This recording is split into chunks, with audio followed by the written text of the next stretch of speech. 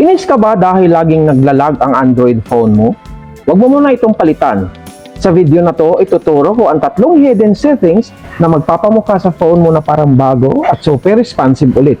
Ang pinakamaganda rito, safe ito at walang kailangang i-download na kahit anong third-party applications. So tara, let's go!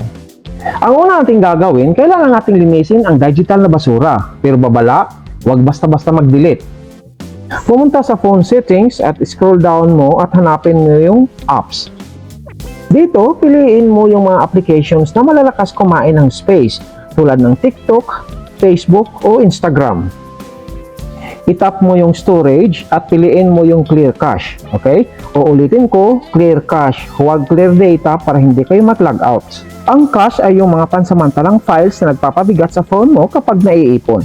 Ngayon, malinis ng basura. Pabilisin naman natin ang mismong pagtakbo ng system dito. Dito na papasok ang main secret, ang developer option settings na ating gagalawin. Open mo ang phone settings at scroll down at hanapin at pindutin ang about phone.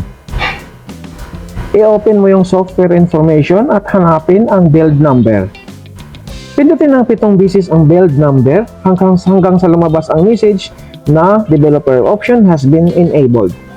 Ngayon i-back mo, bumalik ka sa main settings at buksan mo yung bagong lumitaw na developer option.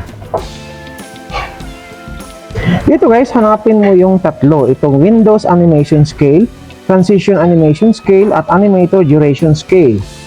Iset natin yung 3 na yan guys, yung settings niya, iset natin sa 0.5x, okay? Ang ginagawa nito guys, pinapabilis niya ang paggalaw ng mga windows, kaya sa bawat pindot nyo, instant ang pakiramdam. Last tip, para hindi bumigat ang performance ng background, okay? Buksan ang iyong Google Play Store at itap ang iyong profile picture sa taas. At iselect ang Play Protect. I-click ang scan.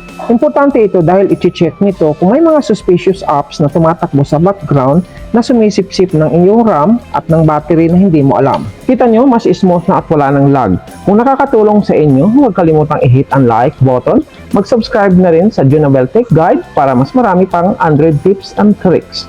I-comment nyo naman sa baba kung anong phone ang gamit nyo at kung bumilis ba pagkatapos natin gawin ang steps. Salamat sa panonood at hanggang sa susunod na video.